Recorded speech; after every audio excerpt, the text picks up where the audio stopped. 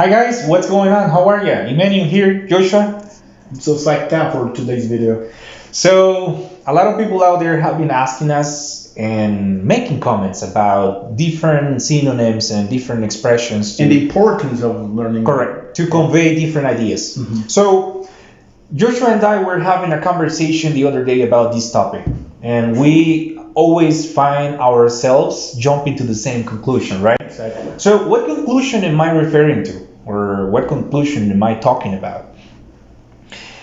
We love and we always find ourselves being really interested in picking up and acquiring as many synonyms as possible and as many synonyms as we can. Why? Why should we do that, or why do we do that? Why do you have to do that? Okay, let me cite an example. At the beginning of the video, I said I'm so psyched out. Let's suppose for a minute that a customer calls in and says, "Okay, I'm so psyched out." Okay, that means that he's angry, or what's the feeling?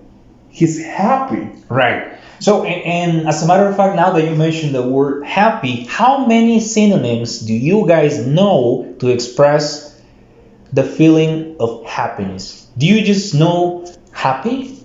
Do you just... I'm glad. Right, but here is the problem. So let me put it differently. The reason why so many call center agents get escalated all the time is because they don't know how to use different expressions or alternative expressions to put across the same ideas. So what happens is that, let's say a customer calls in, as you stated, that person, for instance, is frustrated, upset, irate, whatever you want to call it, using synonyms.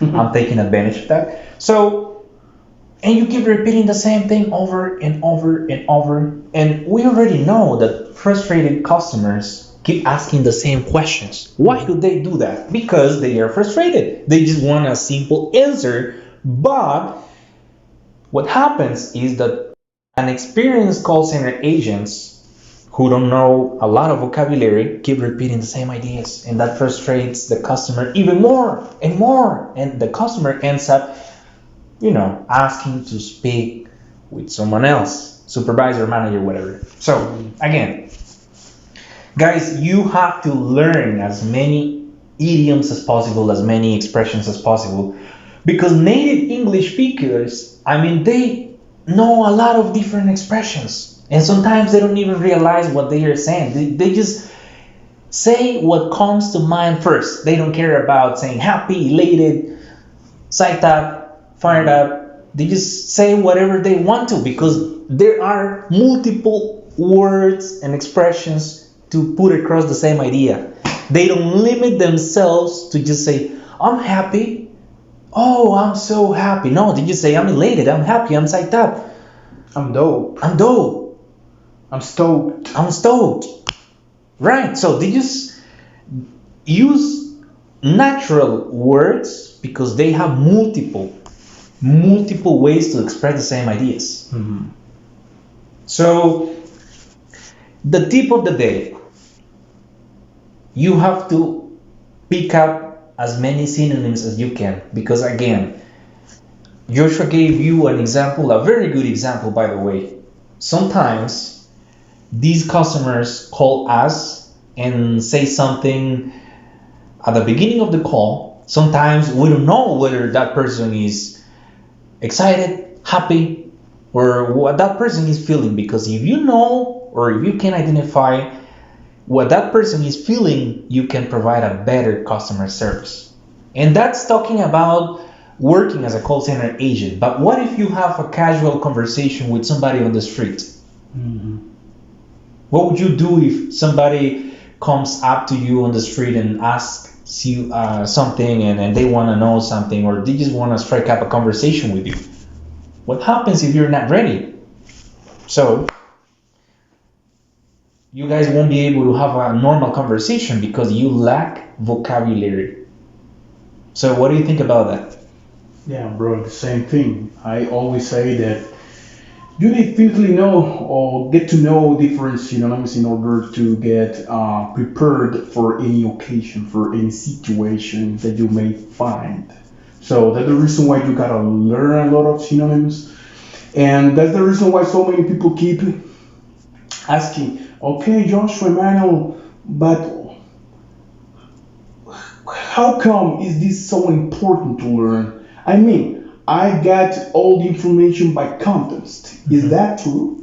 You can pick all the things by context? No, not really, not really. Okay, let me cite another example.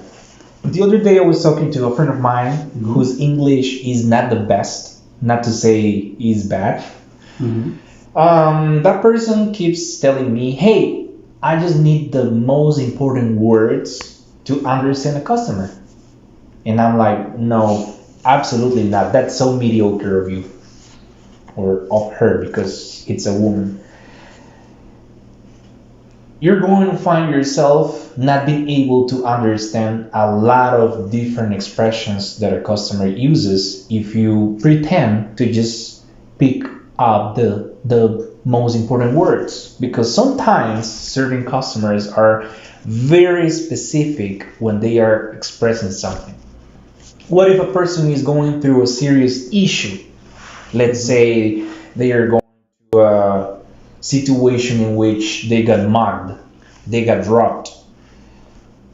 Let's say somebody broke into their house and they are expressing, telling you a story, a real life story, something that happened, and they are expressing and telling you every single detail. And let's suppose that you have to write a report based on the situation that that customer told you. And let's say that you have to send that report to your boss, and your boss needs to know what exactly happens to that customer, that person, and they have to read the whole story. Because let's suppose that you work for an insurance company, and let's say that somebody broke into the customer's house and set the house on fire, and they need to know what happened exactly because the insurance company needs to, let's say, give the customer some money for what happened, whatever. So my point is that if you're unable to understand a situation, a story, whatever, 100% you won't be able to write a report or a story.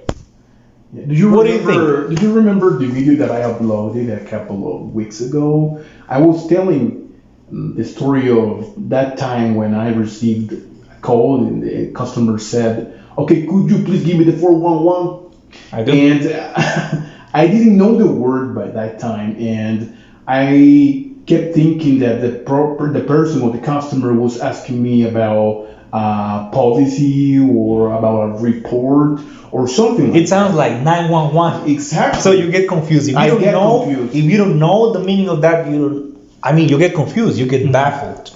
So our point again is that you need to struggle. You need to make an effort. You need to bend over backwards to be able to understand 100%. I know that there are a lot of words that perhaps are unfamiliar to us, and I admit it. Sometimes I tell people, hey, I am not familiar with this word, and it's normal. It happens even to native English speakers. But guys, don't be mediocre. Try to learn as much vocabulary as you can, because you need to be a successful speaker if you want to get hired by any company.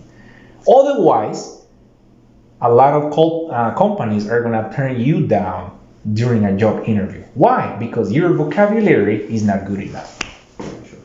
So I hope you enjoyed this video. If you have any comment, if you have any positive or negative feedback, feel free to write it down. We don't mind receiving bad feedback because it's part of our job. So hope you enjoyed this video, and see you next time. See you later.